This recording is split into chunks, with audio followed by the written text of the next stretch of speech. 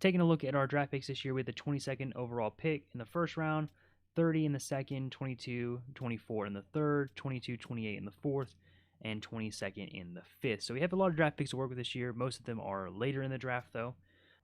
Taking a look at the draft class, with our 22nd overall pick, I am kind of looking at the, let's see, Rudy Whitman here, 21st in the ranking, sniper. Has decent abilities here, decent puck skill, shooting, senses, things like that. Goal scoring, offensive instinct as his strengths with no weaknesses. A little undersized at 5'10". Kind of stout though, 189 pounds. Only 17 years old.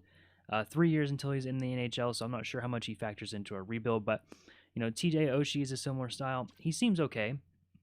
As Landon DuPont goes first overall, franchise medium defenseman to the St. Louis Blues. That's somebody that I think we could definitely take a look at. I might shop the pick around again. I'm just trying to improve the team in the now for our rebuild. So I don't know if 3 years down the road is something that really helps us in our immediate rebuild, but I'll take a look around and see what the league has to offer. I am going to end up trading this pick to the Anaheim Ducks. It's going to be for a prospect named Colin Fitzgerald. He's a center, 6'3". He's a two-way forward. 74 overall at 19 years old. I think he's probably a little bit closer than what we can find in the draft and can impact our franchise as we move forward.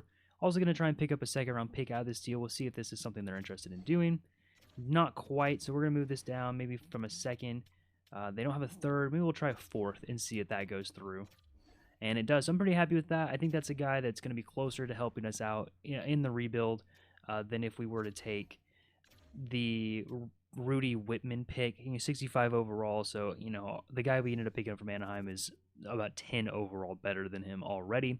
And we could always use centers, two-way forward. He could play in the second, third line for us in the future. The next pick we have is at 62. Just looking through the draft class, I'm not sure 62 has anything that we're really interested in. The players that we have, maybe we take a flyer on Terrell Watson. We're not even sure he's a low elite, but if there's nobody else there, we might do that. Or I can look and see if there's a prospect that I could trade this pick for as well.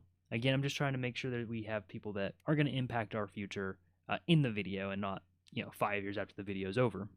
Our second-round pick and fifth-round pick this year is going to go to the Calgary Flames. We're going to pick up Andrew Basha. He's a 21-year-old, 76 overall, playmaking left-wing center type, so a good flexibility for him.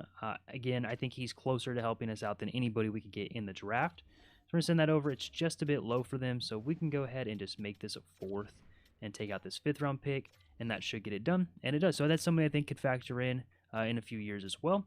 We do have a couple picks left. It's a third, 2/3, a fourth, and a fifth. We might, see if we can swap these out for later picks later on in our franchise, maybe in a couple years, just to balance out our picks a little bit more, and also give us some ammunition to make trades in the future. Or we can take a look at prospects the way we have with the last two picks. Again, in the draft, I don't think there's anybody here that's going to help us in the immediate future. So we're going to take a look through everybody that we have available at 86. And I don't really see anybody immediately that I am, too enamored with. Our scouts are missing a lot of information on these guys, so I'm either going to trade this pick for future picks or see if we can find a prospect for these 2/3. 2 third-round picks over the Capitals for Milton Gastrin, 72 overall, center left-wing prospect, 20 years old, is a playmaker, should factor in for our AHL team this year. We'll send that over. It's just a little bit off, so we're just going to add in some more picks that we have in our arsenal here. Throw in this 5th-round pick, see if that gets it done. And it does. And then I'm just going to go ahead and trade away this 4th-round pick, see if we can maybe get a 3rd-round pick next year, just, for some more ammunition, see if that is something they're interested in, and they are. So that's our draft for this time. We actually ended up picking about 3 prospects up. We didn't make any actual draft picks, but we did make our team a little bit better for the future. And again, I think this is just a way to go whenever you're taking a franchise rebuild that you're not planning on spending 10 years on. These type of picks definitely impact you a little bit sooner than taking somebody who's 5 years away from being in the NHL. And then obviously after developing, you're even longer than that. So that's going to be our draft. Next, we're going to go into our re-sign contracts, and we're going to see, is there anybody? We're going to go to the re-sign phase, see who we want to bring back, see who we need to re-sign. I think most of our core is locked up this year, but we're going to take a look. I'm going to go ahead and just re-sign our coaches. I think our coaching staff has been doing a pretty good job in terms of development and in terms of just our NHL staff has made us the playoffs for the team that is honestly not that good the last 2 years. I'm going to offer these guys contracts, see if they're willing to come back. And same thing with the scouts. It's going to take care of the scouts as well. At the re-sign phase, I'm looking through our core. It looks like all of our good, our young players are locked up. Nick Hague, not interested in a contract. We'll see what he's willing to do. I liked him on that third pair. Yeah, $5 million, $6 million for a third line defenseman is probably not something I'm interested in, especially for somebody who just cracked the lineup for us after the trade deadline last year. So probably not interested in him. I think we could find a better replacement.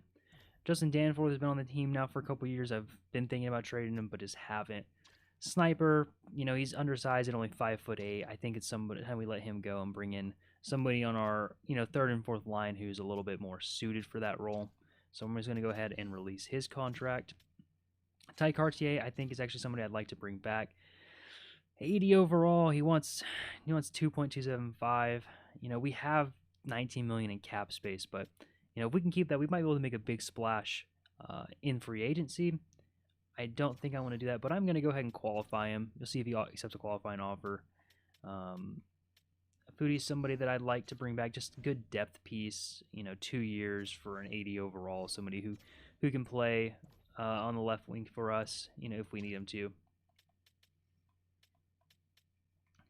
Just going through the rest of them, Isaiah George is a prospect of ours. He's up for his contract. He shouldn't want a lot, though. He hasn't made the NHL yet. He does have 3 more RFA years, so I'm going to try and go ahead and lock him up for the entirety of his 3 RFA years. And he's back for that. Just in case, he ends up cracking the lineup in any of those 3 years, we have him locked up after that for a little bit longer. Adam Beckman's a similar situation. Going to go ahead and offer him a 2-year deal. Get him in. 29-year-old, 77 overall. I'm going to go ahead and release him out. And I'm just going to clean up the rest of these. These are, pretty small impact players, AHL players. So I'm going to extend them, qualify offer, all of that stuff. I don't think any of our big prospects are up for contracts. The only one I think we might want to be interested in re-signing here is Hildeby. He is a free agent. He does want to come back. So we'll take a look at him. He only wants 1 year. At 25, I'd like to be able to lock him up for, quite a while on a low deal so that he can maybe be our backup, if he develops a little bit. So I'm going to go ahead and see, what about a 1.1 for 3 years? I think that's a really cheap contract for a backup goalie, and he is back. Kolosov at 25 years old, very similar to Hildeby, but he's going to start in the AHL for us. So a little bit of a competition at goalie. Maybe one of those guys develops into a nice backup for us. And yeah, that's pretty much it. I think we're going to go into free agency with a pretty significant chunk of change. I think really what we're going to be looking for in free agency this year is somebody who can come in and replace Bo Horvat. Now that his contract is no longer a full no-trade clause and it has moved on to a modified, Horvat's a guy that I'm probably looking to get rid of at 32 years old. But we are, getting ready to compete. Maverick Bork's going to be an 84 this year, so really, really good third-line center for us as a playmaker. We maybe need to bring in, maybe Calum Ritchie can come in and be our depth forward, fourth-line center for us. Give him an opportunity to make an impact on our team. So I think our center depth looks pretty good right now. On the left wing side, Eiserman's obviously our first-line center, up to an 88 overall. Just a terrific scorer. He will need a contract next year, so that's probably even more important to move Horvat out so we have money to offer that. Matthew Nyes is going to play probably on that right-hand side, unless we can bring in, a second-line right winger, and then Matthew Nyes can play on the left-hand side on the second line. But 87 overall, power forward. I'm really happy with his contract at $7 million a year for a long time.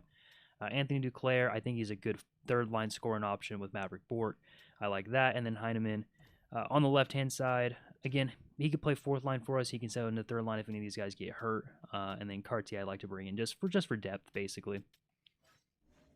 And then our right wing, Siplikov developing really well. First line, 88 overall, just like Eiserman. He's going to need a contract as well. So we're going to have a couple contracts to hand out next year. It's going to be important to clear out some space. Holmstrom is the other right winger that I think is at NHL level. We definitely probably want to bring in another right winger to fill some spaces. Or I guess it could be left winger if Matthew Nice wants to move over to the right side as well. So I think right wing is our big concern here. We'll take a look at what free agency has to offer. And then on defense, Sanderson is up to an 88 with Pollock. I think that's a pretty good top pair. Romanov up to an 84, Boquist an 83. Haig is probably going to be gone. I just can't bring myself to give a third pair defenseman almost $6 million. So I'm going to go ahead and we'll keep him around to the end of the re-sign period. Maybe his contract ask goes down some. Mayfield is finally at a modified no trade clause. I think it's going to be important to move him out this year at $3 million. We're just going to need that money for other things. And then Mathew Schaefer is going to make his impact this year at an 80 overall. I'm hoping to get him maybe on the second line pairing with Romanov or with Boquist, depending on just who he fits better with. He can play left or right side.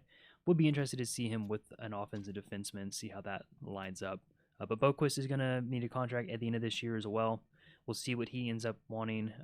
He might be a guy that we price out as well. And then it ends up being Romanov and Schaefer. So I'm cool with that as well. I think that's good. And then, once Schaefer really hits his stride, I'm expecting a Sanderson and Schaefer top pairing on defense.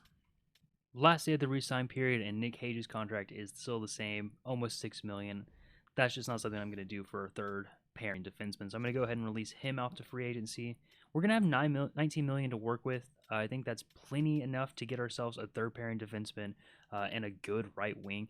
Probably don't want to tie up a ton of money because we are having some contracts next year that come up, like Eiserman and Siplikov is going to need a contract. So those are two guys that I definitely think we need to plan for the future. Instead of investing a ton right now. So we might not be super active in the free agency period when you take into relative how much cap space we have.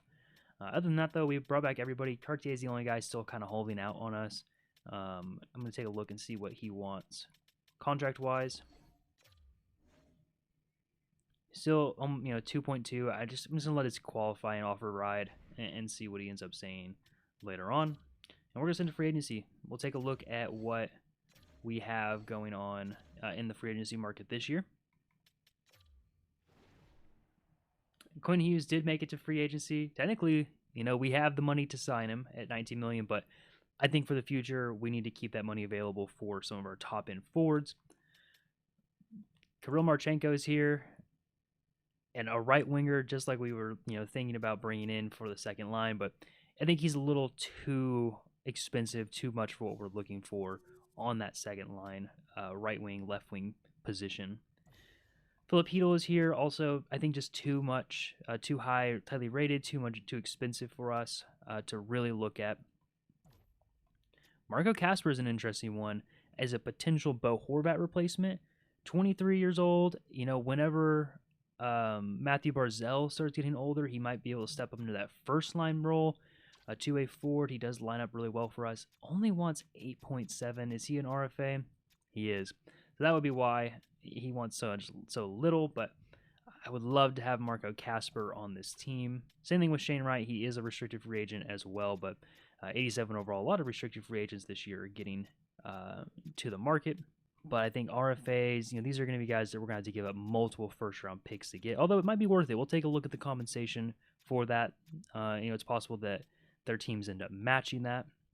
Jared McCann is just a little bit too old for what I'm looking for. In a couple years, I think he'll be declining and that contract won't age very well. Voronkov on the left-hand side, power forward, second line left winger. We could move Matthew Nyes over to the right side, but Nyes is a power forward as well, so I'm not sure how well that would fit. Morgan Geekie here. He is only a third-line scoring forward, but an 86 overall. He's still relatively young at 28, and that's not a terrible deal at $6 million, but I'm not sure that's the exact fit we're looking for when I say, for a replacement for Bo Horvat. Sagan and Copper here, both I don't think are something we're looking for. Kesselring is here. I'd love to bring in Kesselring. He's a top 4D. I think we're looking more for a third pairing defenseman, not really a guy like Kesselring, but he is very good.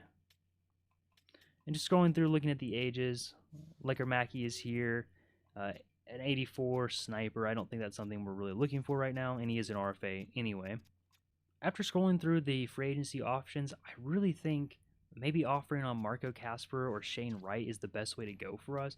Both of these guys are very young, 23 years old, both high overalls at 87, second line forward fit perfectly.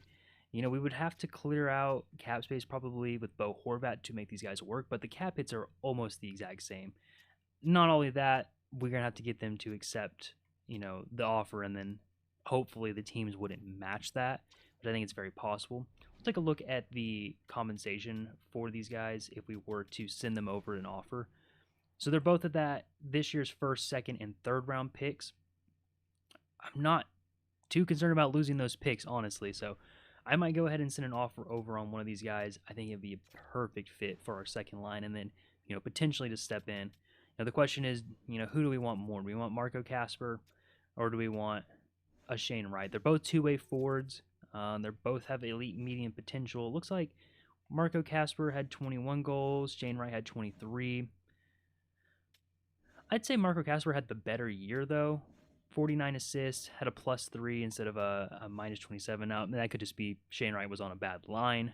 Let's take a look at their superstar ability. We have Yoink, and we have Tape to Tape and Shutdown. So I think Marco Kasper is the better player here. He's a little bit more expensive, but that salary almost directly offsets with Bo Horvat, so we could ship out Horvat if we wanted to. Looking at a no-move clause in year 5, that's not a big deal for me. I might bump this up just a smidge up to maybe $9 million a year. Again, just trying to get the Red Wings to not match it. We're going to go ahead and give up that compensation. So we'll see if Kasper comes in. I'm going to look through some of the goalie prospects and some of the two-way guys to see if there's anybody that we can bring in for our AHL team that could potentially make an impact for our team later on. Other than that, I'm looking for a third-pairing defenseman as well. So we'll see what I can find out on the market. But that's kind of our big thing, our big offer this year is Marco Kasper. If that doesn't work, we might just default to Shane Wright if he's still sticking around.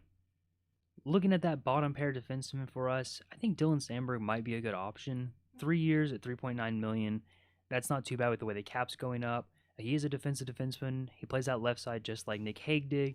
So I think this is maybe a good replacement for him. We're going to go ahead and send this over, and he's going to accept. So that shores up our bottom pair on the defensive side.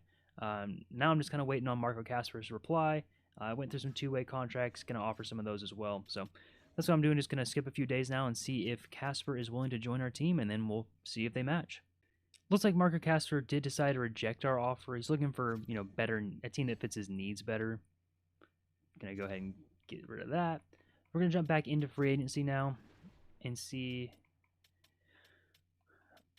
Oh boy. Okay, so Kasper's no longer on the market, it looks like, as well as Shane Wright. So we're gonna miss out on those two guys this year, which is unfortunate. I think we really had an option there. Looking at Gabriel Perreault. Sniper, again, on that right wing side. I'll take a look and see if that's somebody we can maybe fit in. I'm not too worried about offering, picks up in compensation for RFAs. It's not like we're using them very much anyway.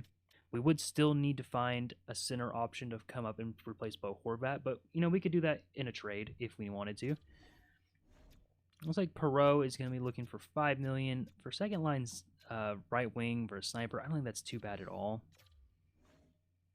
For 5 years, we'll go ahead and offer that over. It's going to be a first and a third, so a little bit less than Marco Kasper. We'll see if he accepts that. We're going to try and send him away from the Rangers, and they might match that offer as well.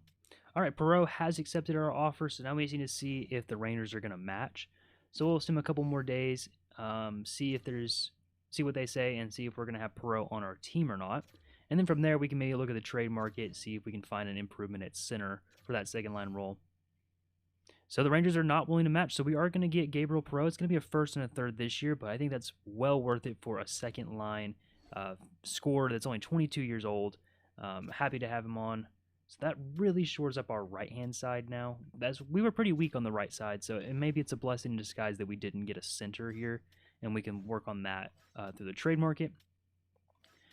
Left wing, Nyes is going to end up playing on the left wing, it looks like. So it'll be Eiserman, Nyes, Duclair, Heineman. That's a pretty solid left wing set, and then Siplikov, Perot, Holmstrom will be on the right side.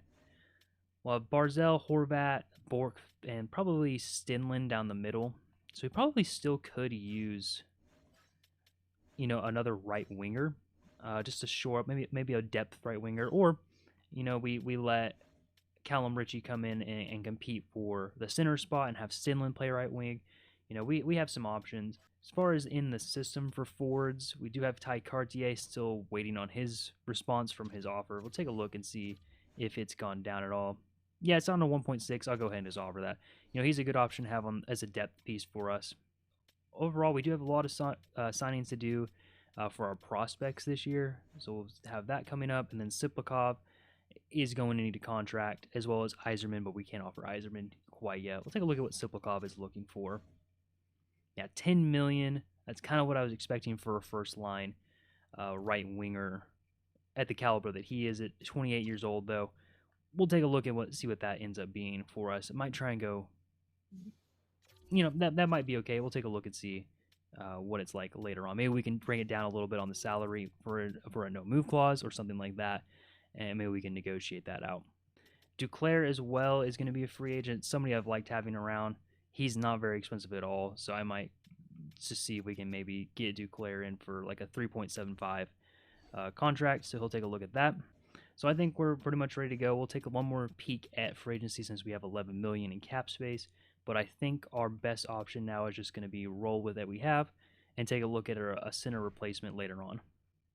Here we are at the beginning of season number 3. We got Eiserman, Barzal, and Siplikov on our first line, looking elite. 89 overall for Eiserman, 92 for Barzal, 89 for Siplikov. Eiserman, only 21 years old, already an 89 overall. Working on some X Factor abilities. He's looking great right now. Matthew Nyes, Horvat, and Gabe Perot on our second line, also looking very good. Horvat getting a little bit older, so I'm going to keep my eye on that. Heineman, Bork, and Holmstrom on our third line. I like that line a lot. I think Bork could take a big step up here at 25 years old, still very young. Anthony Duclair, Calum Ritchie, and Ty Cartier on the fourth line. Calum Ritchie with the opportunity to crack the roster this year at an 80 overall. We'll see how he does.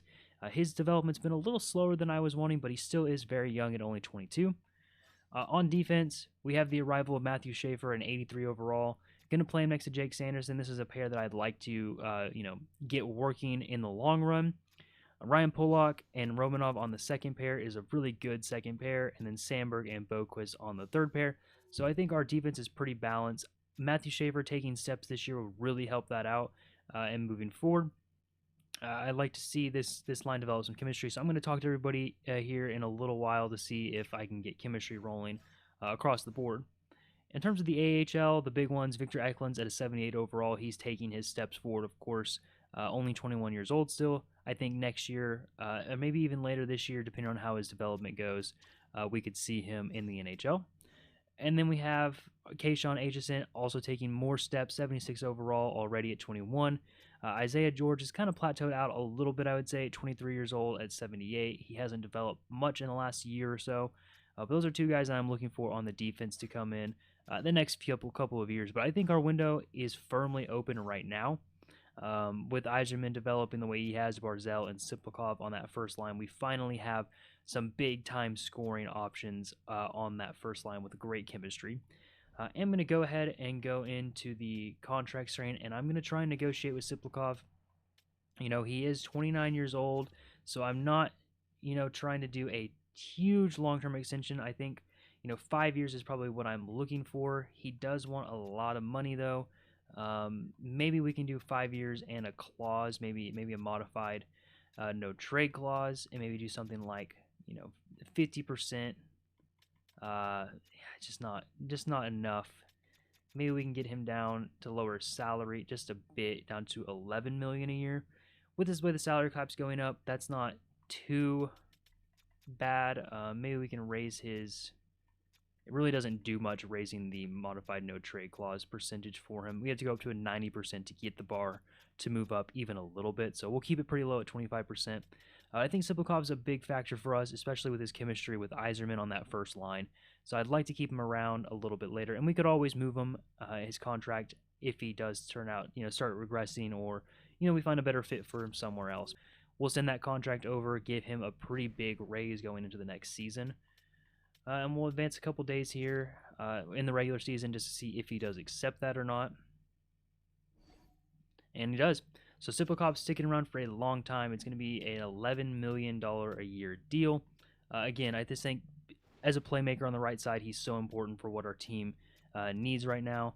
We will have to look at Eiserman. He's going to want a huge deal as well, and that deal might force us to move our hand on somebody like a Bo Horvat or a Ryan Pollock, somebody in that nature. Gabe Perreault on a $5 million deal is going to be such a steal moving forward.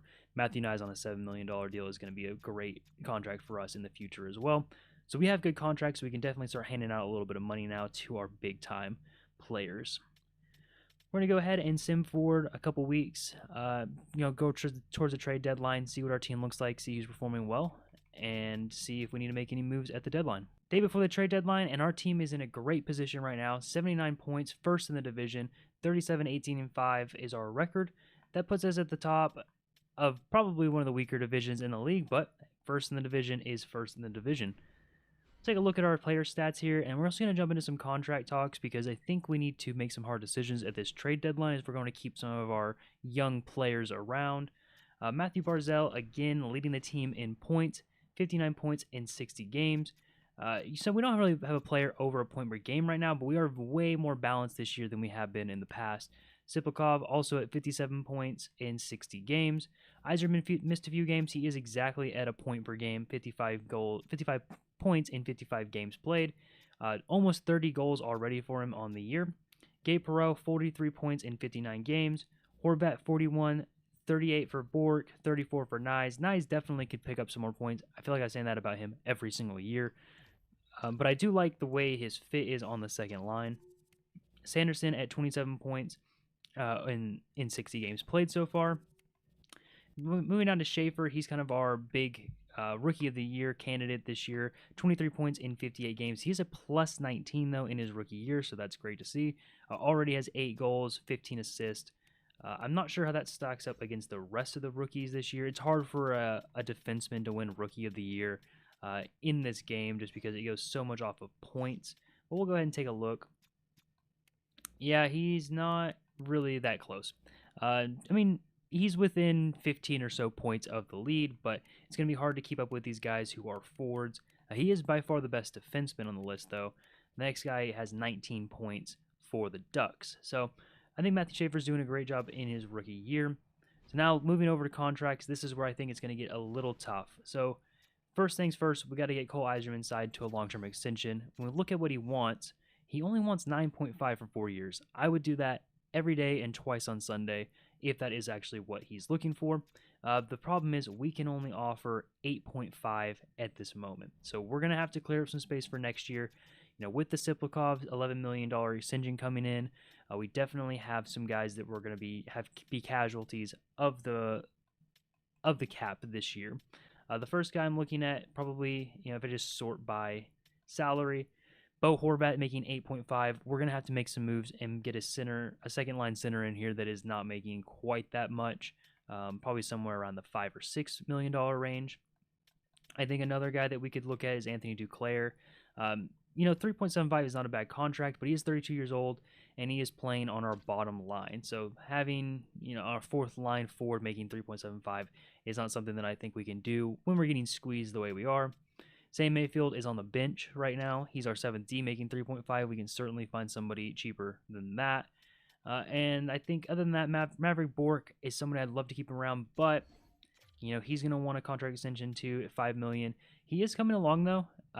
85 overall this year, 26 years old. He's moved up to that second line forward role. So maybe Maverick Bork's our answer. Maybe we can get him at around $4 million a year. And he becomes our long-term center too. But we're going to have to ship out Bo Horvat, probably find a replacement. It might just be a one-year deal. And then that's the way we go. Maybe we find somebody on a 1 year, at the end of the year deal to come in, replace Horvat for this year. And then we can make that decision in the offseason on who we want to keep between Bork and the new addition.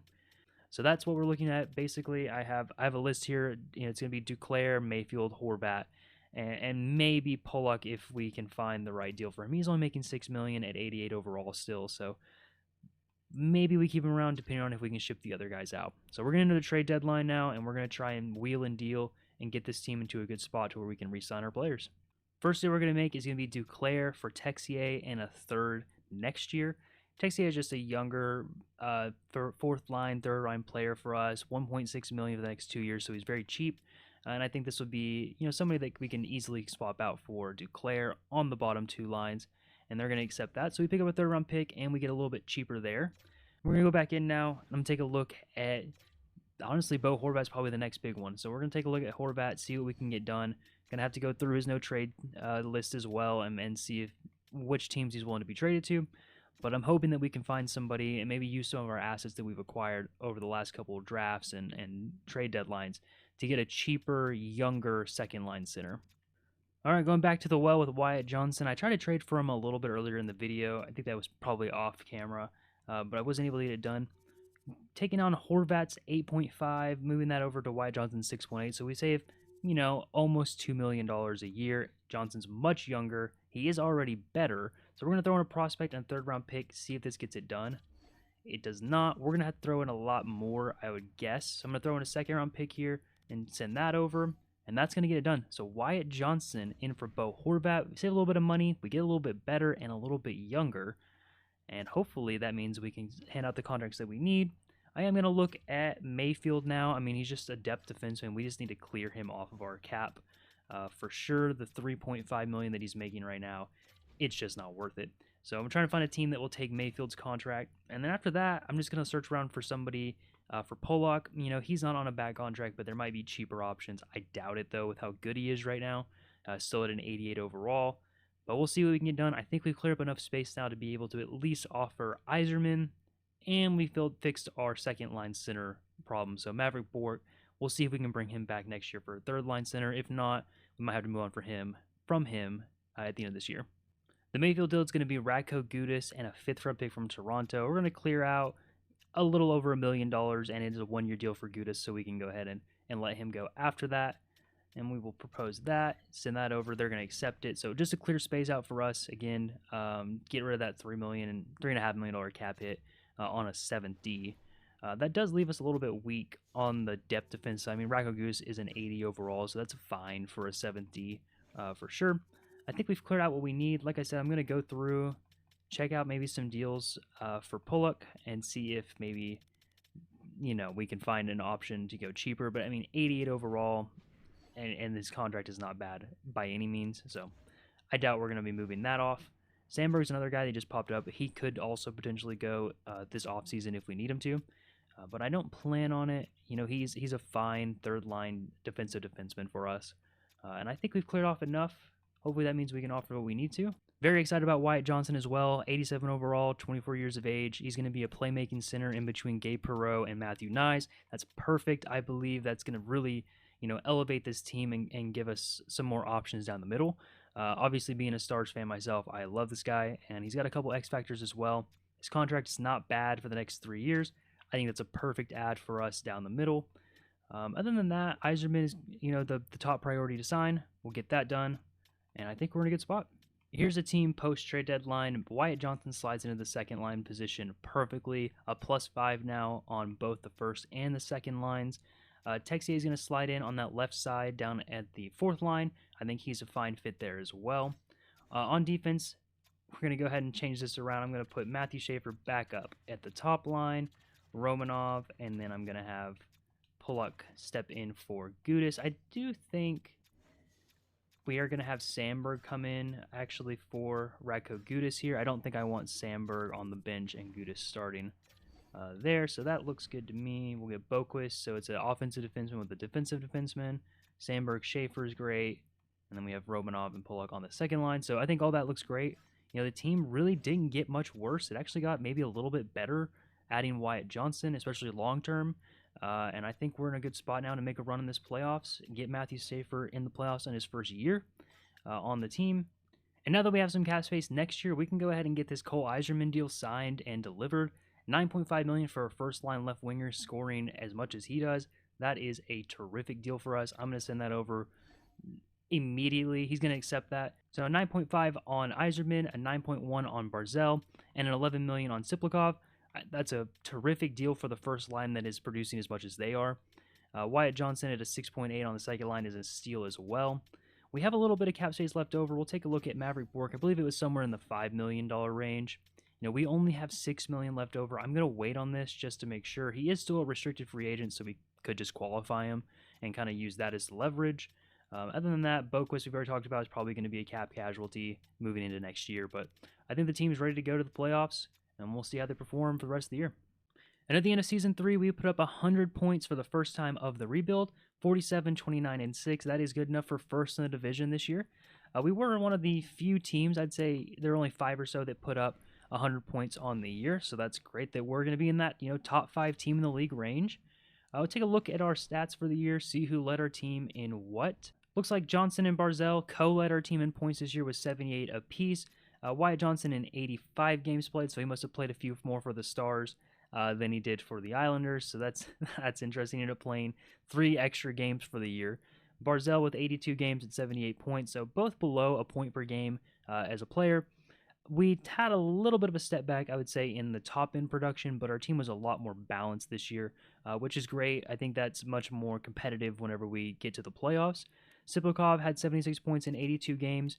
Eiserman was 75 points in 77 games, so again, just right below that point-per-game pace, but he did put up 41 goals this year. That's going to be our leading scorer and goal scorer on the team.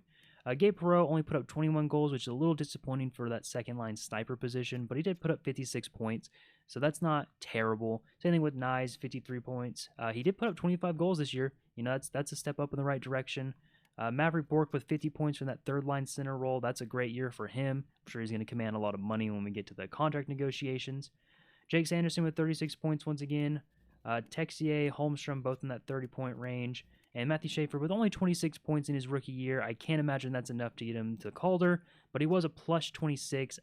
I think that's a great year for a rookie to have. 10 goals, hit double digits in goals and assists, and he had a little bit of injury issues, 77 games out of 82 played, so there's a couple games that he missed with injuries. Calum Ritchie, in his first full season with the club, only ended up playing 61 games. He had some injury problems as well. He did end up putting 17 points up, so a little bit of a step up from his first year where he put up no points on the team in like 9 games, I think is what he played. So Calum Ritchie, still developing, 23 years old. Hopefully he took a step in the right direction this year, and he can build upon that.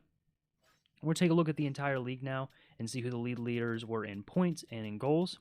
Austin Matthews is going to lead the league this year in points with 62 goals and 50 assists, so a great year from Austin Matthews. Nikita Kucherov right below that, 106 points, 60 goals, 46 assists. Marner with 106, 100 for Pasternak, so only 4 players this year that hit the 100-point mark. Leading the league in goals, it is going to be Matthews, Pasternak right below him at 61, and Kucherov at 60. So 3 players this year that hit 60 goals scored is crazy. Taking a look at goalies now. The league leader in wins is going to be Joseph Woll with 55. He put up a .913 and a .247, so a good year from Joseph Woll. Sorokin got 41 wins for us on the Islanders, so a terrific year out of Sorokin at 32 years old, still putting up terrific numbers with a .912 and a .270. Hellebuck with 39 wins, only had a .901 save percentage, so must have had a good team around him, but .901's not terrible, just not fantastic either. Askarov with the Sharks, fully coming along now at 25 years old, 88 overall. He had a .919 and a 2.5, so the Sharks had a great year at 38 wins for Askarov. Peter Kochekov, 38 wins, put up exactly a 900 and a 303, so one of the weaker seasons up here in the top of the win column. Then you round it up with Vasilevsky, Saros, Dostal, and Wallstedt. In terms of rookie skaters, looking at the points, looks like Joe Iginla is going to be the leader for the Calder this year with 49 points. 24 goals is a great rookie season. We had a couple guys after that put up pretty good numbers, 47, 39, 34. You have to go pretty far down to find Mathew Schaefer here at 26, so he's probably not in contention for the Calder, but if you look at plus-minus, he's far and away the best plus-minus player. Obviously, that's on everything, but it is a good indicator for just how good the line he was on and the team is around him. So Mathew Schaefer putting up good numbers there. Not going to win the Calder, but still a good piece here as we move into the playoffs. And speaking of the playoffs, now that we are in the meat of the series, we're going to go ahead and do 3 games at a time for the playoffs. We'll see how these 3 games go, and then if we need to, we'll do a sim and watch the team play. So the first game is going to be against Boston. We're going to take it 3-1, so a good first 1-0 series lead. Game number 2 against Boston as well. We're going to put up a 5-4 win, and we're going to win the third game 4-2. So we're going to have a 3-0 lead going into the game 4. Can we close it out in a sweep? We weren't able to close it out in the 4th game, and Ryan Pulock actually got hurt in the game. So I went ahead and swapped in Radko Gudas for him on that second line. It's not perfect. Ideally, we could have Adam Boquist move up in that line, but the chemistry with Sandberg and Gudas is pretty bad. I don't want to -1 on our third pairing. So I'm going to go ahead and just move Gudas up, keep Boquist in that third line position here. I do need to edit our power play. We definitely do not want Radko Gudas on this line, on the power play here. I'm going to go ahead and put Holmstrom on this power play. I think that balances out a little bit better than if we had 2D with the setup that we have. And we're going to jump back into the playoffs now. We have a 3-1 lead over Boston. We'll see if we can close this out in the next game. Let me go ahead and do the sim. And we do win, but we lose another defenseman to injury. So this is going to be a big issue if we're going to have to call somebody up to fill the role of Romanov. So this second line on our defense is getting absolutely depleted. I'm going to move both these guys up, get Gudas, and then we don't have another defenseman ready to go. So we're going to have to go to the roster moves and call up our next best defenseman. And that call-up is going to be Isaiah George, a draft pick from the Islanders in real life. We're going to go ahead and move him down and play with Gudas on this bottom pair. We're just going to have to deal with the -1 right now. Two defenders out with injury. That's a tough go about it, but we're going to have to just make it work for right now. And we should have a couple days of rest here. Hopefully we can get a couple of these guys back. Yep, and there's Pulock, so that solves our issue right there. We can go ahead and put Pulock back in. Let's go ahead and sub him in. You know what? I'm going to sub him in on the right side for Radko Gudas and move him up. I'll keep it like this. If Isaiah George does end up playing, that's great for him. His debut is going to be in the playoffs. It'll be kind of like a black ace situation, similar to what Thomas Harley did for the Stars a couple years ago in the COVID bubble. And moving on now to the next series. Again, we have a couple days of rest since we finished the series off in 5 games. And we're going to be facing the Carolina Hurricanes. Game 1 through 3, we're going to go ahead and sim all 3 at one time. And let's see who we end up with. And now Sandberg is injured, so we're going to go back in. Our D are getting absolutely pummeled here in the playoffs, which is not great. So we're going to sub... Oh, it looks like Romanov is actually back, ready to go as well. So we'll sub Romanov back in. Romanov, Pulock, they should have chemistry. I don't know why they don't. Boquist and George on the third pairing is fine. And we'll sim these first 3 games. There's the Romanov announcement, so we've already done that. We lose in overtime in Game 1. We lose in Game 2. And now Maverick Bourque has a separated shoulder in our lineup that we can go ahead and push him in. We do have unfilled slots in the power play, so we're going to have to stick somebody over here on the power play. This is not a good situation to be in with all the injuries that we're having. I guess we'll go with Calum Ritchie. Maybe he can, work on this top power play, get some experience there. Sandberg's back, though, so that's good. Our defense is a little less injured than they were. We might even be back to full health now. Yep, we'll be back to full health after this, so George is going to sit on the bench while we put Sandberg back in. Sandberg, Boquist, Romanov, Pulock. Yep, that's how our defense was beforehand. And we lost the third game to the Islanders, or to the Hurricanes as well, so we are down 3-0. It seems unlikely that we make a comeback here, but we'll see what they do in the 4th game, and it will be a sweep. The Hurricanes were just too much for us. We couldn't handle it, especially with all the injuries that we had. So that's going to be the end to our year number 3 in the playoffs. We'll go ahead and sim the rest of the playoffs, see who wins the cup, see what our stats were in the playoffs, and then we'll have to make some decisions on Maverick Bourque's contract and get ready for the draft. We had a real-life 2025 Cup rematch between the Oilers and the Panthers. Just like in 2025, the Panthers ended up winning this one as well. The cap space went up a little bit for the year. We'll take a look at the stats in the playoffs for our team and the other teams. That's not the right button. Jake Sanderson ended up leading our team with 9 points, so a point per game out of a defenseman in the playoffs is fantastic. Still only 25 years old as well, so he's still developing. He's going to be a big piece of our future. Mathew Barzal, 9 points in 9 games, a point per game for him as well. Eiserman with 7 points in 9 games. Siplakov with 7 points in 9 games. Nyes was 6, so really a pretty good playoffs out of most of our team. We only ended up playing 9 games. Unfortunately, we were swept in the second round. Let's take a look at the entire league now, see who ended up winning the Conn Smythe and who had the most points. McDavid had the most points. It would be pretty funny if he won the Conn Smythe even though he lost, but the game usually doesn't do that. If I had to guess, it would be Sam Reinhart, 30 points in 27 games, 10 goals, 20 assists, a great playoff for him. Verhaeghe also had 27 points. Ryan Nugent-Hopkins with a fantastic playoff as well.